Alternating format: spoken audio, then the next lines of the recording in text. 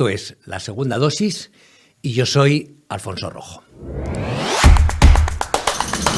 El golpista Puigdemont ha conmemorado el 5º aniversario de su huida de la justicia española en el maletero de un coche, escribiendo una carta a la tropa independentista catalana en la que desvela las últimas maniobras de Pedro Sánchez para garantizarle la impunidad. En su extensa epístola, el prófugo lamenta que se haga befa y escarnio de su situación y subraya que vivir en una mansión de lujo, con sueldo de la Unión Europea y recibiendo constantes transferencias monetarias de sus afines es, fíjense bien, un tremendo sacrificio. No dice nada del rapero Valtònyc y otros analfabetos y fanáticos que han ido a rendirle pleitesía a Waterloo, pero sí revela que durante su lustro de dorado exilio ha recibido varias visitas de miembros del PSOE para proponerle soluciones felices.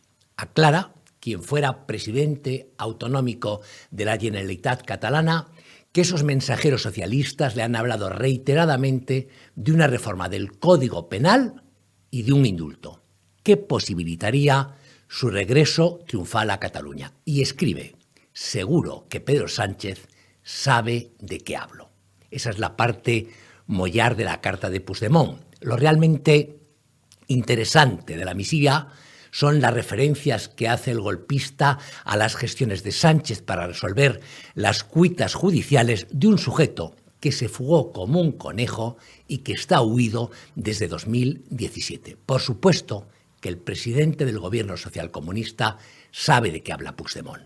Solo recordarles que el tipo que propone ese apaño infame es líder del PSOE y en campaña electoral, no hace mucho, proponía endurecer las penas por delitos como la sedición y que si llegaba al poder traería a Puigdemont por una oreja para que rindiera cuentas ante la justicia. Por cierto, vista la podredumbre de esa empresa llamada PSOE S.A., no descarten que si Puigdemont retorna tan campante a Barcelona, en el comité de bienvenida, además de Pilar Rahola y majoretes con señeras, estén Zapatero, Bolaños, Pachi López, Paje, Vara y hasta Sánchez, el amigo de Chapote, incluso Felipe González, que ahora se presta a cualquier cosa. Acuérdense del detalle cuando llegue la hora de votar. Y ahora vamos a la calle con Ari para saber qué piensan los españoles. El precio de la alimentación ha registrado su mayor alza en 34 años. El coste de la cesta de la compra ha subido más de un 15% en 2022. El incremento es generalizado, ya que afecta al 95% de los productos. ¿Cómo lo viven los ciudadanos? ¿Notan mucho la subida? Bastante. Buah. Pues. Pero bastante. Ha subido. Sí. Muchísimo. Se ha encarecido mucho. Pero de todos los alimentos que compras. Pero flipas. 10-15 euros más de lo normal. Flipas. Antes con 50 euros traes algo, ahora con 50 euros prácticamente no traes nada. Muchísimo. Y todos los días lo poquito que compras, de 20 a 30 euros se te van. Sí, claro. Y las compras grandes de 150 para arriba. No sé hasta cuándo van a parar. Muchísimo. Tienen que estar todos los días ahí pidiendo ahí para que los den para comida, porque si no pueden venir con el sueldo que le están dando. O sea que muchísimo. Lo que antes gastamos, un ejemplo, semanal 80 euros, ahora estamos mínimo 120. Yo lo notaba muchísimo. Bastante. Una vergüenza. Demasiado subió todo. Sí. ¿Lo nota en algunos productos en concreto? Pues en casi todos. Pues mira, el pescado cada vez compramos menos porque cada vez está más caro. Diría que en todos. El pescado. Que la mayoría de hoy estén a 2 y va mañana y estén a 3. Vaya, en algunos sí. Para mí ha subido todo. Los productos de limpieza. La carne también he notado que se ha encarecido. Pollo, carne, pescado. Por ejemplo, los huevos. Luego el tema de huevos, leche, pues yo creo que todo, al final se ha encarecido todo, hasta el pan. Y también se nota. El pan, de una parrilla que tengo al lado de mi casa, en poco más de 3 meses ha subido el hombre ya el pan 40 céntimos. Y así todos los días. De 80 que estaba a 1, luego ya era 1,20, o sea que... O hay cosas que vale el mismo precio, le han quitado el tamaño, le han quitado cantidad todos los días. Esto el gobierno, yo no sé qué es lo que pinta, qué hace el gobierno, nada. Todo nada más que para mucharse para él. Y la fruta también se nota. Sé que ha subido todo. Pero todo ha subido una barbaridad. Todo, ha subido todo. ¿Y han tenido que dejar de comprar algún producto por el precio? Por ahora, gracias a Dios, todavía nos podemos permitir lo básico. Pues sí, claro que sí. Lujos ya, Lo que es la carne. Tema de pescado, he comprado menos La carne y el pescado. porque se nota que ha subido bastante. Y un poco de marisco también. hemos reducido algunos lujos. Yo que somos dos y compro. Chucha para los niños, esas cosas ya hemos comprado menos o compramos marcas blancas Que vale una botella de 1 litro 5 y pico ya el aceite. porque ya no da el bolsillo para eso. Cada 2 días lo suben. Bueno, y ahora al lío. Tenemos con nosotros a un personaje importante, vicepresidente, ex vicepresidente de Coca-Cola, vicepresidente durante más de 2 años, mundial, de Coca-Cola Company, exdiputado de Ciudadanos y un personaje enormemente activo en redes sociales. Marcos de Quinto. Hola, ¿qué tal? Bueno, vamos a ver, como he citado Twitter, quiero arrancar con Twitter. Sabes que el tuyo lo reviso con frecuencia, veo tus hilos de Twitter, y lo primero que se me ocurre es si tú crees, como Juan Carlos Girauta, que hay que ser malo con los malos y darles su propia medicina de la peor manera posible. Y ahora te diré por qué. Porque lo de Girauta con James Rhodes, o como se llama, James Rhodes, el pianista de Sánchez, como poco ha sido duro. Y solo te voy a leer una de las frases que le dedica Girauta al tal Rhodes. Rata infecta, cerda, hijo de 1000 putas. Fuerte, ¿eh? Vamos a ver. Yo creo que la defensa propia existe. Entonces Sí. yo creo que uno tiene derecho a la defensa propia. Es decir, si una persona te ataca con una barra de hierro, pues oye, también tienes que coger tú y algo para defenderte. O si alguien va con un machete, pues también de alguna manera tú vas a tener, si te quieres defender y no salir corriendo, pues por supuesto es un poco el derecho a la defensa propia. Luego, cómo uno se defiende, pues va también un poco dentro del estilo de cada uno. Yo en este sentido, pues tengo una niña de 3 años y no me gustaría que me viera diciendo palabrotas. Pero bueno, uno puede defenderse con dureza y luego el tema es ese estilo que uno utilice para esa dureza. Y bueno, Juan Carlos Girauta es libre de utilizarlo, pero es que creo que él, cuando responde eso, le han escrito susodicha persona un HDLGP, que todos sabemos lo que puede ser. Y entonces, esa respuesta de Girauta es una reacción a estas letras en mayúsculas que este susodicho asesina a Beethoven, pues le ha escrito.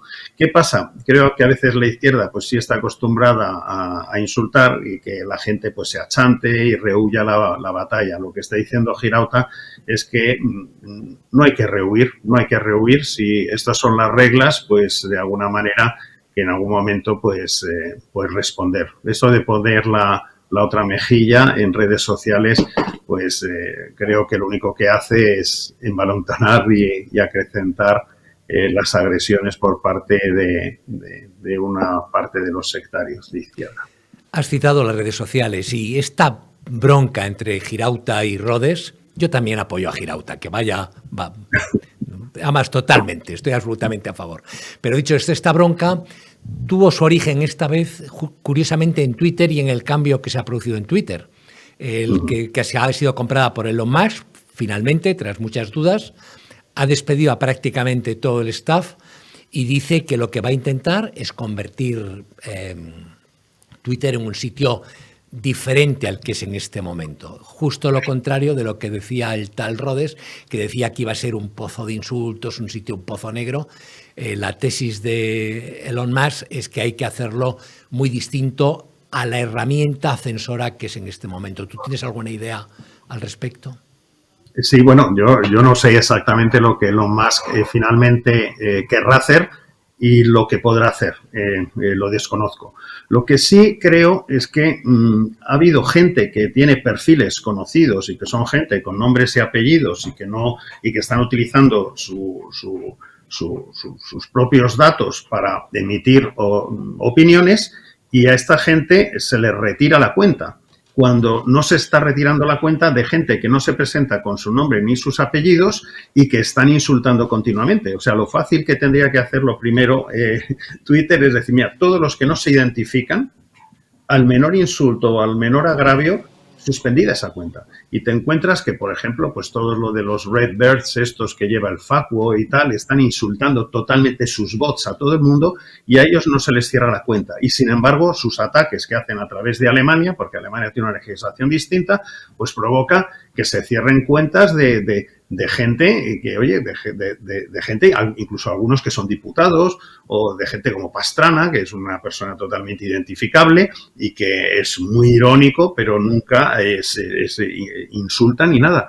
Y esto han campado han hecho lo que les ha dado absolutamente la gana a la izquierda, con una red social prácticamente que les pertenece, que controlan, que han estado haciendo ataques a gente. Y, sin embargo, ahora cuando ven que esa red puede estar más equilibrada, pues se asustan de que vayan a generar odio. Esa red ha sido su generadora de odio, manejada por ellos contra cualquier persona que fuera contra su discurso. Pues esperemos que por lo menos esto se arregle bajo la dirección de Elon Musk. Bueno, yo tengo mi idea sobre lo que son las redes sociales y lo que padecemos.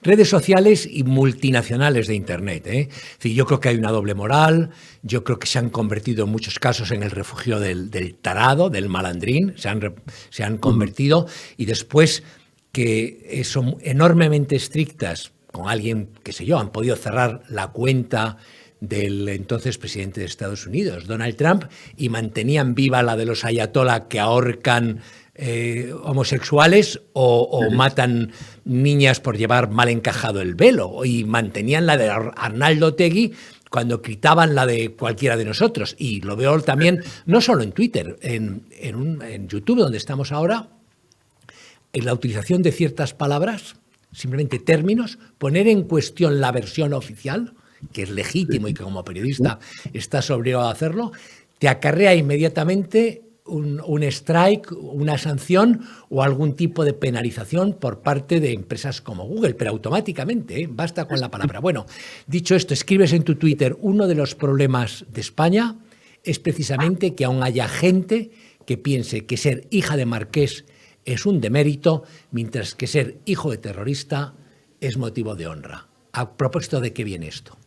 Bueno, hoy mismo, yo creo que, no sé si fue hoy o ayer, Cayetana Álvarez de Toledo está en un juicio en Zamora respondiendo por la denuncia que hicieron por referirse al padre de Pablo Iglesias como terrorista.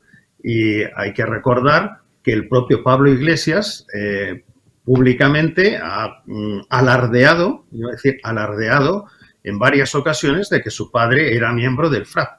Sí. Y el FRAP es una organización terrorista. Luego, sí, si uno es miembro de una organización terrorista, uno es terrorista. Otro tema es que tenga o no tenga delitos de sangre.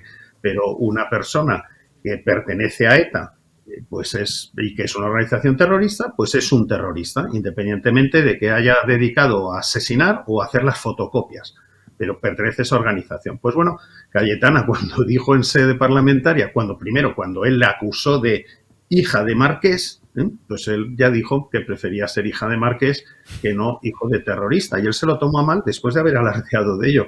Tema curioso, yo estoy segurísimo que la justicia pues va absolutamente a dejar libre de todo tipo de culpa a Cayetano, y espero que las costas sean pagadas por los Iglesias. Yo también lo espero, pero en base a mi propia experiencia te digo que a veces, aunque tengas razón, los jueces no te la dan. Nosotros hemos tenido problemas por calificar de terrorista a alguien que había sido secuestrador y que después, cuando nos penalizan con la multa, el Supremo nos autoriza, o la audiencia, a pagarle a las víctimas del personaje, pero nos ponen una multa por recordar que había sido terrorista. A veces los caminos de la justicia española son a veces insondables, y no quiero decir más porque mi padre, que era un hombre sabio, decía que no había que meterse nunca con un juez porque puedes caer en sus manos. Escribes: sigo yendo a Marruecos, toda mi vida he ido, y esta gente no se atrevería a hacer allí lo que hace aquí con nuestra policía. y dices como reflexión final que crees que puede ser culpa nuestra y no de ellos.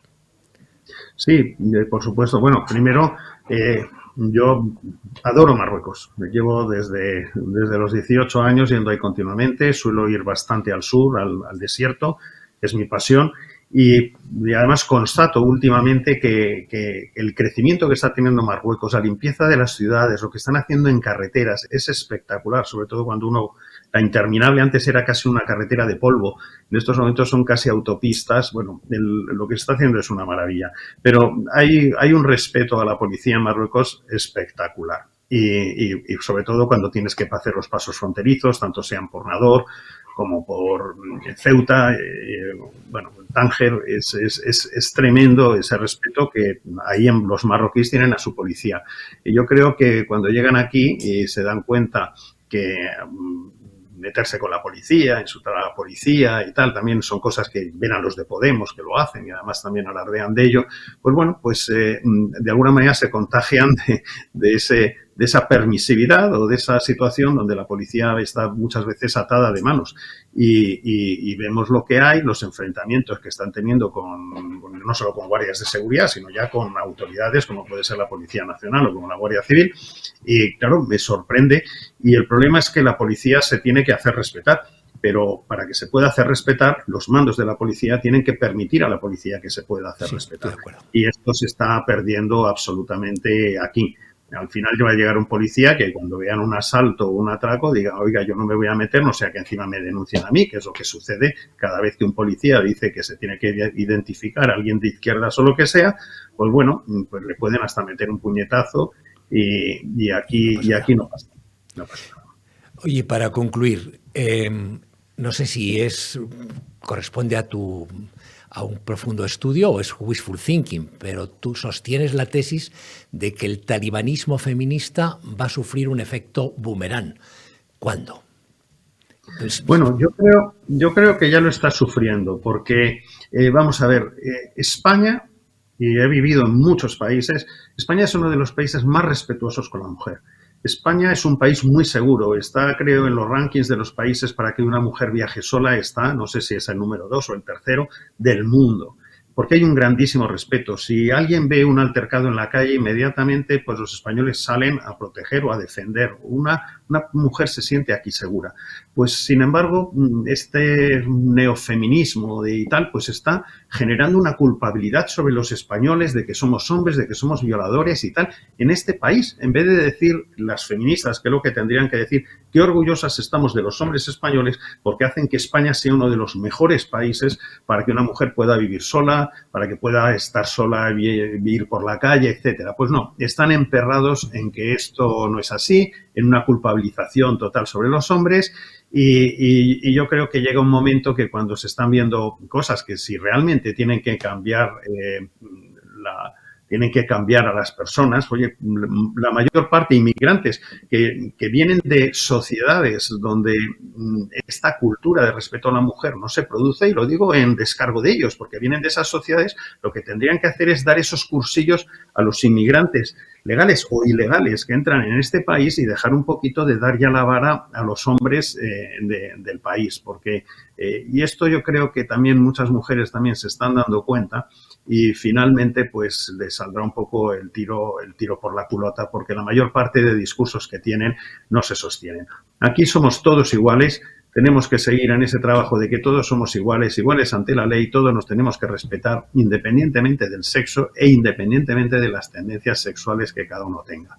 Y no hacer distingos y no dar pluses a nadie ni por su sexo o por las tendencias sexuales, que eso te genera un plus. Porque al final aquí lo único que estamos haciendo es premiar o incentivar el victimismo, y hay ya un gran negocio que es: me voy a crear yo una identidad especial, voy a victimizarme y de ello pues hago un negocio rentable. Y bueno, pues yo prefiero que la gente haga negocios rentables de cosas físicas que se puedan vender, que se puedan exportar, que eso irá mejor al país, y que no hagan negocios rentables de majaderías.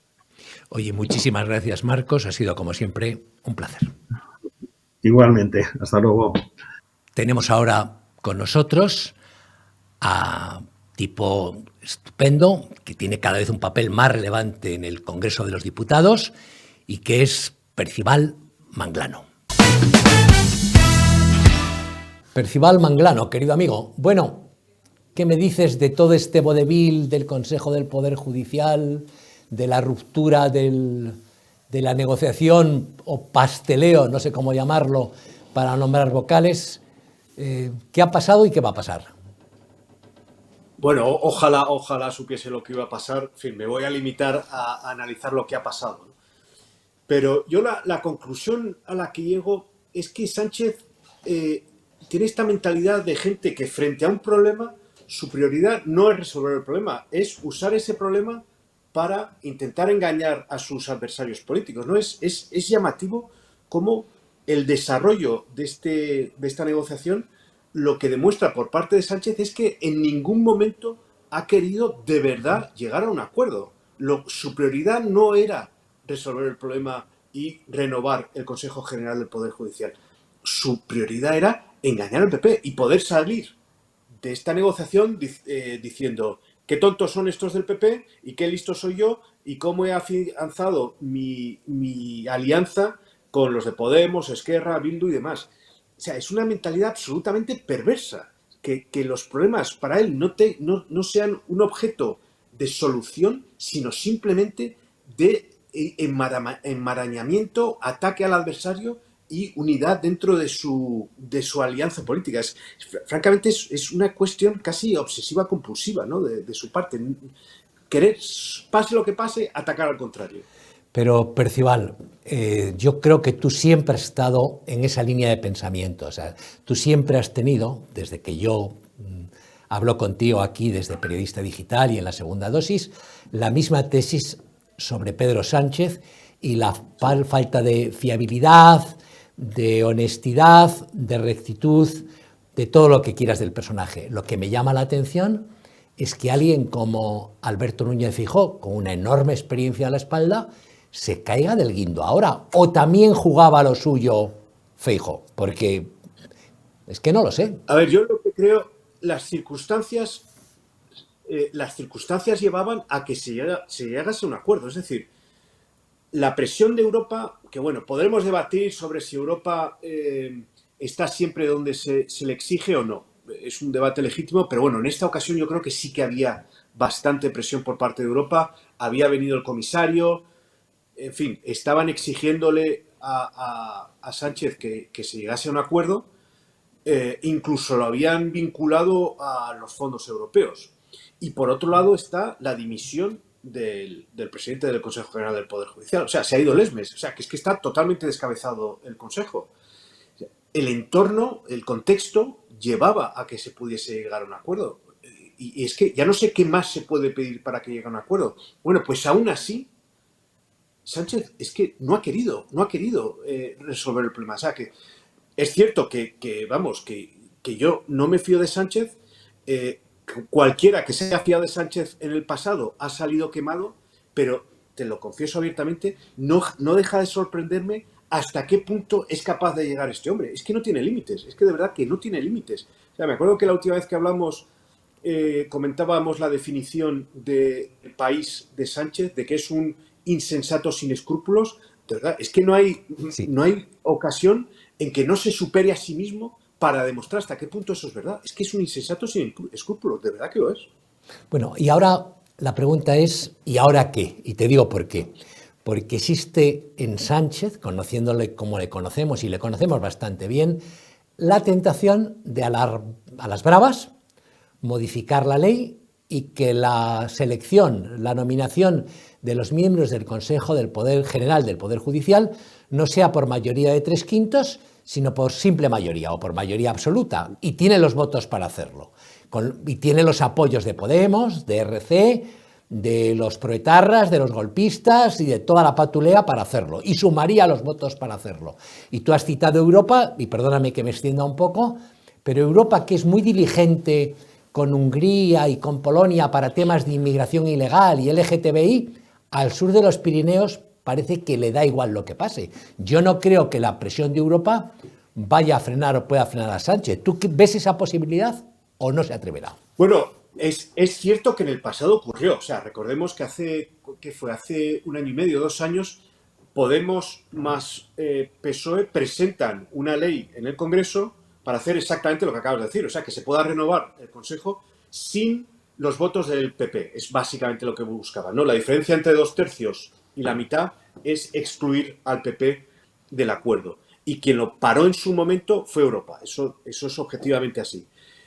En este año y pico que ha pasado, es cierto que la sintonía de Sánchez con Europa es muy fuerte y no se ve que le hayan parado en nada más. Con lo cual, bueno, uno se puede preguntar hasta qué punto puede llegar, pero la mentalidad de Sánchez es llevarlo todo hasta el límite. Entonces, que le hayan parado en el pasado, yo creo que en absoluto debe llevar a concluir que no lo va a volver a intentar.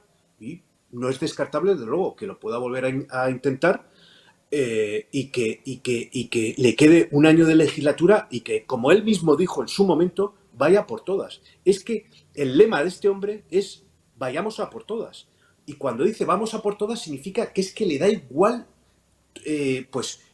la ley, le da igual el equilibrio de poderes, le da igual la división entre justicia, legislativo, ejecutivo, los organismos autónomos, le da igual exactamente todo. Él va a por su interés político y quien se ponga por delante se lo llevará, pero vamos, sin ningún problema.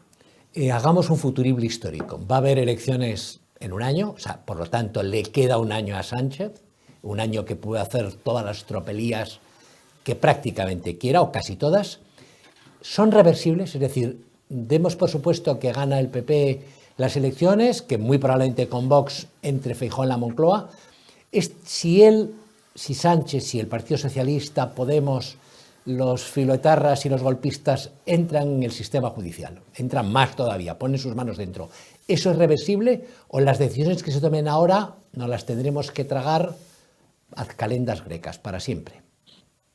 Bueno, yo creo que precisamente la razón por la que Feijóo la semana pasada rompe las negociaciones es exactamente por lo que acabas de decir, porque no le garantizan, cuando habla con Sánchez, que Esquerra no vaya a entrar en el Consejo General del Poder Judicial. Es decir, que lo que tenía planteado Sánchez es dar entrada a sus socios de Esquerra Republicana, de Bildu, de Podemos, tanto en el Tribunal Constitucional, en el Consejo General. Y eso, por utilizar los términos que acabas de usar, no es reversible. Claro, una vez que están dentro, no les puedes echar. Con lo cual, era mucho más sensato decir, oye, pies en pared, hasta aquí hemos llegado, fuera.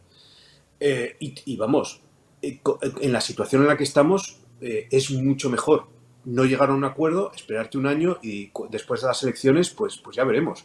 Pero si la alternativa era el acuerdo que se estaba planteando ahora, con el añadido de la reforma de la sedición para ayudar a los independentistas catalanes, o no llegar a un acuerdo y esperarte un año, pues te esperas un año, precisamente, insisto, por lo que acabas de decir, para que las decisiones que se tomen ahora puedan no condicionar el futuro de las instituciones españolas dentro de 5 o 7 años. Y por terminar con esta idea, todos sabemos que el PSOE, cuando ha dejado el gobierno, ha dejado la economía española hecha unos zorros. Y después ha habido que recomponer la economía española. Hoy por hoy, todo apunta a que no solamente va a haber que recomponer la economía española, es que va a haber que recomponer las instituciones españolas. Porque el arrase que ha hecho este gobierno de todo aquello que pueda ser más o menos autónomo, de todo lo que sea un organismo autónomo, ha sido absoluto. Entonces, va a haber que reconstruir la arquitectura institucional española a partir del nuevo gobierno. Y eso es muchísimo trabajo. Sí, lo subrayó el otro día, no sé dónde, creo que en Lugo, Alberto Núñez Feijóo insistió mucho en que va a llevar su tiempo, además, a hacerlo. Yo espero que, a diferencia de lo que nos pasó a los ciudadanos sufridos, ciudadanos contribuyentes y de a pie en la etapa Rajoy, no coloque un Montoro en la cartera de Hacienda, porque nos dejaron fritos. Bueno, a otro tema, aunque relacionado con el anterior.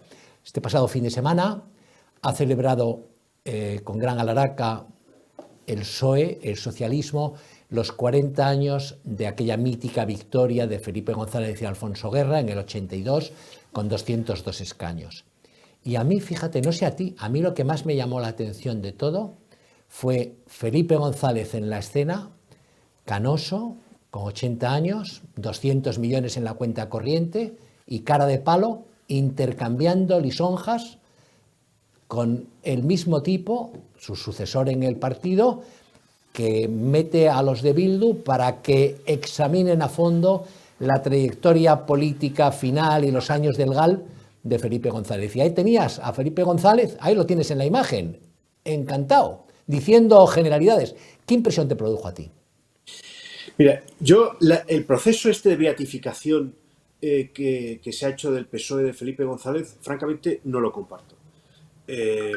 Por supuesto, hubo cosas positivas con el PSOE, yo eso no lo voy a negar, pero que la salida del PSOE del gobierno en 1996 fue ignominiosa, es una cosa evidente, O sea, la herencia que se dejó de 13 años de felipismo, en fin, fue tóxica en muchos aspectos. Y bueno, ya que estábamos hablando hace un momento de la cuestión esta del Consejo General del Poder Judicial, de la división de poderes, el que ataca frontalmente en su momento la independencia de los jueces es Felipe González, con su famoso Alfonso Guerra de Escudero y la frase esta de Montesquieu muerto. O sea que, en fin, ahora Pedro Sánchez en gran medida está siendo simplemente un heredero de la mentalidad de Felipe González en su momento, también de acaparar todas las organizaciones del Estado.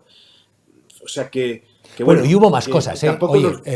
Percival, sí, se ha pasado por alto, pero quien abre el gran camino a la corrupción municipal es el PSOE de Felipe González, que elimina todo el papel, la figura del interventor, de los auditores, en aras de que había que hacer política y que la política tenía que ir por encima de los controles. Y abren la gran vía a la enorme corrupción que ha habido durante 15 años en el tema municipal. Y después, si recuerdas, cuando se marcha, el rosario de escándalos era uno por lunes, ¿eh? Cada lunes teníamos uno gordo, y cuando no le quitaban el dinero a los huérfanos de la Guardia Civil, se repartían el dinero de la Casa de la Moneda o el papel. Es que era acongojante, ¿eh? Y el hermano de Alfonso Guerra ahí con despacho en la delegación tomando de Sevilla, en fin, haciendo tráfico de influencias institucionalmente. O sea, que sí, que tampoco pensemos que qué buenos eran ellos y qué malos son los actuales. En fin, es que es el socialismo, vamos a ver. La ideología socialista es que lleva a estos abusos de poder, porque como fundamentalmente les molesta la división de poderes, porque creen en que el poder absoluto tiene que estar en manos de su clase y de sus representantes, porque bueno, vienen aquí en fin, ahora se dirá que no, que ahora ya no quieren imponer dictaduras del proletariado y demás, pero bueno, es que su origen es ese. O sea, el Partido Socialista nace como un partido marxista. Durante casi todo el siglo XX es un partido marxista. Después, durante la transición se aleja del marxismo, pero claramente se ha visto que ha sido una cosa puntual, y en cuanto han podido han vuelto a sus tendencias marxistas de acaparación, de acumulación del poder y de limitación de cualquier cosa que sea condicionar ese poder. Por tanto, en fin, es que es su ADN ideológico, no, en fin, no pueden ocultarlo. Ya, si me permites añadir una cuestión un poco más anecdótica, pero que me hace cierta gracia. Si se coge la foto del primer gobierno de Felipe González, pues son todo tíos, evidentemente, ¿no? La del 82, todo hombres. Entonces, claro, ahora que me vengan aquí, somos muy feministas y demás. ¿Sabes cuánto tiempo tardó Felipe González en nombrar a una mujer ministra? 6 años, los feministas. Cuando con UCD había habido mujeres ministras, Soledad Becerril, y después de Felipe González, en el primer gobierno de Aznar hay varias mujeres ministras, Esperanza Aguirre, Isabel Tocino, en fin, hay unas cuantas mujeres. Entonces, claro, en fin, me divertí el otro día encontrar la foto del primer gobierno de Felipe González, todo tíos, y fue así durante 6 años. Y ahora vengan aquí a darnos lecciones de feminismo los socialistas, en fin, bueno. Bueno, pues nos queda un año. Percival, un abrazo y muchísimas gracias. Gracias a ti, Alfonso. Bueno, aunque hoy sin su némesis, sin Fran Simón enfrente, ha venido a la segunda dosis Ricardo Martín, con el que hacemos esta larga entrevista sobre temas económicos. Ricardo Martín, tengo que reconocer que hay pocas personas en el ámbito periodístico español que conozcan tan bien el PSOE como lo conoces tú. Y sobre eso te quiero preguntar, ¿qué impresión te produjo Felipe González, 80 años, decenas de millones en la cartera, una trayectoria larguísima, supuestamente independiente y capaz de ponerse el mundo por montera, intercambiando lisonjas en Sevilla este fin de semana con Pedro Sánchez, nuevo líder del PSOE, que pacta con Bildu, que pacta con los golpistas catalanes y que aprueba una ley y que impulsa una ley por la cual van a investigar los etarras lo que hizo Felipe González con el GAL hasta el año 83 y finales. ¿Qué te parece? Bueno, yo creo que es el PSOE. Lo que hemos visto ahí auténticamente es el PSOE. El PSOE, con sus 140 años de existencia, pues ha tenido esto, que realmente al final la sigla puede con todo. Los enfrentamientos que tiene Sánchez con Felipe González son conocidos. Realmente el momento más delicado del PSOE en los últimos años se produce precisamente porque Felipe González dice: no, hay que pactar con el PP, yo apoyo a Susana Díaz, recordáis aquella peripecia, sí. Y le echan a Sánchez, lo llegan a echar. Y Felipe González y Susana Díaz son cómplices de aquello, y parece mentira, claro, a la vista de eso, dice, pero es que esto estuvo a punto de echar Felipe González a Sánchez. Siendo que Sánchez, como bien sabes, Alfonso, fue el favorito en aquellas primarias de Felipe González. Realmente era el chico que Felipe González había ungido para ser secretario general. O sea que ahí hubo un primer apoyo.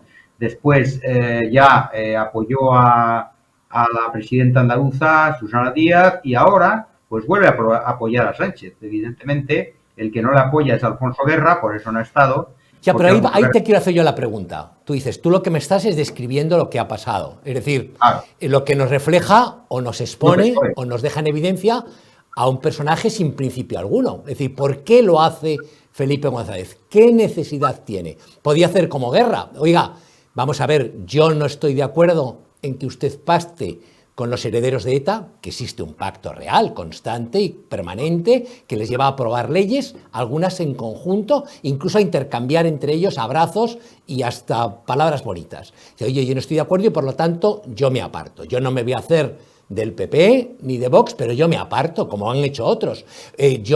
Yo que fui al funeral de Mújica, yo que fui al funeral de Lluc, yo que lloré la muerte del capitán Barrios, yo que intenté mover la política francesa y activar al tonto de Chirac metiéndole un GAL en el sur de Francia, ¿yo por qué voy a aceptar los pactos con este? Sin embargo, da la impresión de que Felipe González, porque te digo yo, no está atado por nada. Él es rico, pero muy rico. Él es viejo, tiene 80 años. Él ha vivido todo. Entonces, ¿por qué esa dependencia de Felipe González del otro? Alfonso, para las personas que se dedican, no nosotros que somos periodistas, pero los que se dedican a desactivar al PSOE y a combatirle y a tratar de echarle del poder, tendrían que estudiar muy bien este fenómeno que acabas de decir. Porque Felipe González, hombre perfectamente pertrechado de dinero, ¿por qué sigue en estas? Porque él tiene una ideología. Y esto es una cosa que hay que entender del PSOE. Tiene una ideología, tiene una pasión, tiene lo que queráis. Y eso por ideología lo está haciendo. O sea, él es un convencido de esa ideología. Y por otra parte, él también, si hubiera podido, él habría pactado con ETA antes que Sánchez. O sea, él lo intentó. Él lo intentó. Pues les mandó el GAL ahí a Biarritz. No, es normal, porque la táctica, o sea, yo me sé muy bien. A mí me parece correcta la decisión, Yo te digo, a mí la decisión, en un momento en el que Francia sirve de cobijo a los asesinos de españoles, tú tienes que movilizarte en Francia. El problema es que se hizo muy mal y muy ilegal. O sea, era lo que había que hacer. El GAL era porque España otra vez estaba en peligro golpista y recordamos bien aquello, y el rey de España, entonces don Juan Carlos, pues estaba muy preocupado con eso y finalmente se decidió hacer el GAL, bendito sea, ¿no? Entonces yo creo que realmente Sánchez, si hubiera podido, porque Sánchez tenía la teoría, como Rafa Vera y demás, de que había que acorralar. Dices González. González, sí, pero sí. González y Vera y Rafael Vera tenían la idea y la obsesión de acorralar a ETA, pero luego para pactar. O sea, era la idea, acorralamos y luego acordamos. Por tanto, todo el tiempo tenía la idea Felipe González de llegar a acuerdos con Otegi o con quien fuera. O sea, que él no le repugna la idea de que Bildu esté ahí, eso ya te lo digo. Alfonso Guerra es otra historia, ¿eh? Sí. Pero por eso no le importa nada, digamos, estar de abrazos. Y luego es que tiene esa componente socialista que él se siente heredero. A gente le puede dar risa esto que voy a decir, pero él se siente heredero de Pablo Iglesias, de la fundación del PSOE, todo eso. Y se reconoce como que él es, digamos, esa situación, ¿no? Pero son unas siglas, de las siglas es verdad, pero de la ideología también, de los contenidos, de las líneas, porque si te fijas en las siglas del PSOE es Partido Socialista Obrero Español. Siempre se hacían chistes, por lo menos con lo de partido se admitía, la P, lo de socialista se ponía en duda, lo de obrero completamente en duda y lo de español del todo. Pero yo tengo la impresión de que había un españolismo del PSOE en el año 82, 83, hasta el 90, que no existe en el PSOE actual. El PSOE actual es muy antiespañol. Ya, bueno, yo no estoy de acuerdo en esto, pero sí en la primera parte que has dicho, evidentemente, en aquel PSOE, yo recuerdo las entrevistas que se hacían en el 82, nada más ganar las elecciones, hace ahora 44 años, sí, 40 años, en el cual los periodistas extranjeros hablaban de los jóvenes nacionalistas. Fíjate hasta qué punto te doy la razón. Nacionalistas españoles. Claro. Sí. Claro.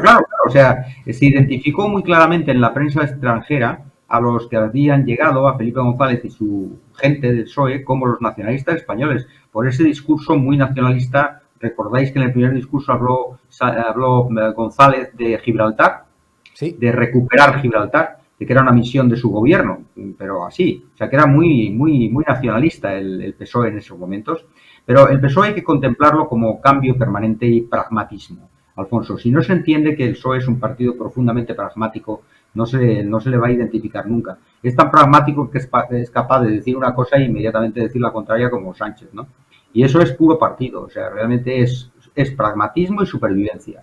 Y yendo a las elecciones, es decir, porque da la impresión de que el efecto Feijóo se ha frenado, en las últimas encuestas no le dan ya nuevos crecimientos, sí le siguen dando a la suma Vox, PP, la mayoría para ocupar la Moncloa, pero muy justa, y se ve en las encuestas, no lo sé, pero me imagino que tú también, que el PSOE no se resiente mucho porque se come realmente a Podemos, está merendándose a Podemos por los pies. Es decir, yo creo que lo que le queda a Yolanda Díaz para pedir el ingreso en el partido está a la vuelta de la esquina.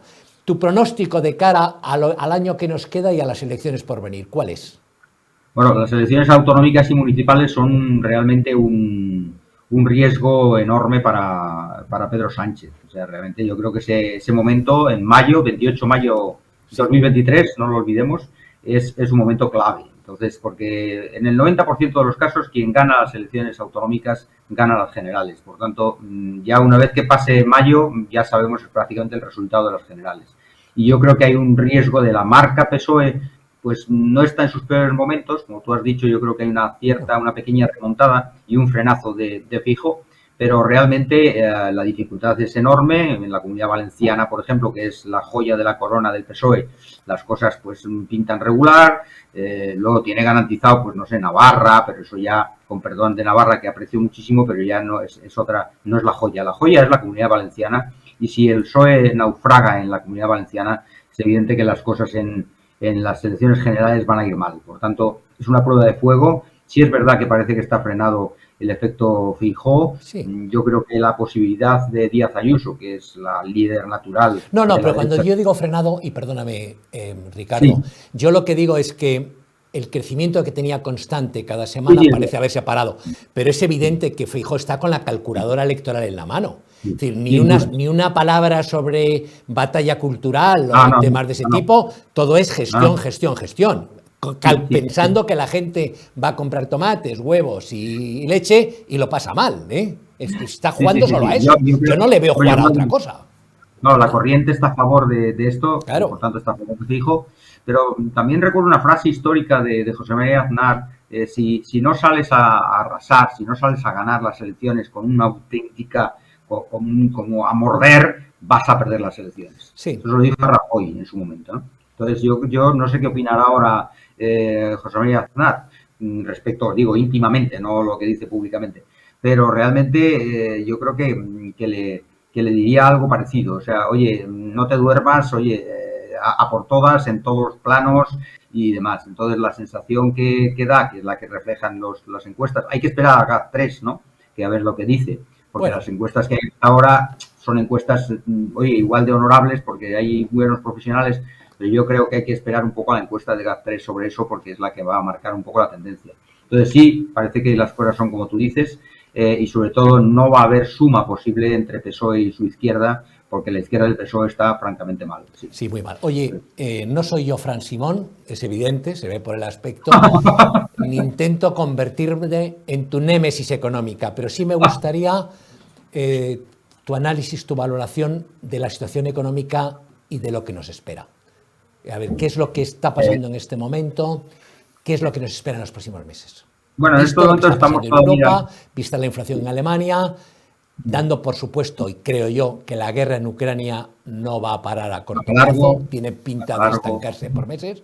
¿Qué va a pasar en nuestra economía? Sí, yo creo que la economía está viviendo ahora todavía un buen momento, porque no hay más que ver datos. El 0,2% es un sueño ahora mismo en el resto de países de Europa, un crecimiento es increíble todavía, pero no cabe duda que estamos viviendo del turismo y del efecto arrastre que ha tenido el éxito increíble, bueno, increíble no, porque somos un país formidable en eso, ¿no?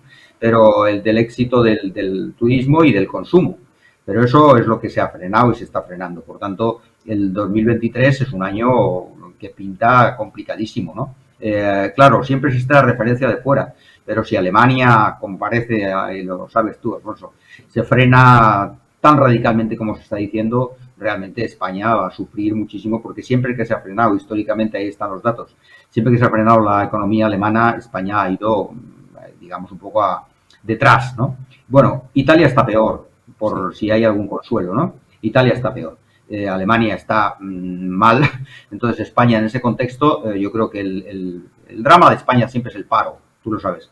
Si realmente la crisis deriva en una crisis del empleo, España entonces ya sí que está francamente fatal. Entonces lo que hay que esperar es que en el 2023, pues digamos, no seamos de los peores y sobre todo que el empleo puede haber inflación. Yo creo que sí que se va a controlar porque va a haber menos consumo y esto es una ecuación. Hay menos consumo, hay menos inflación, evidentemente.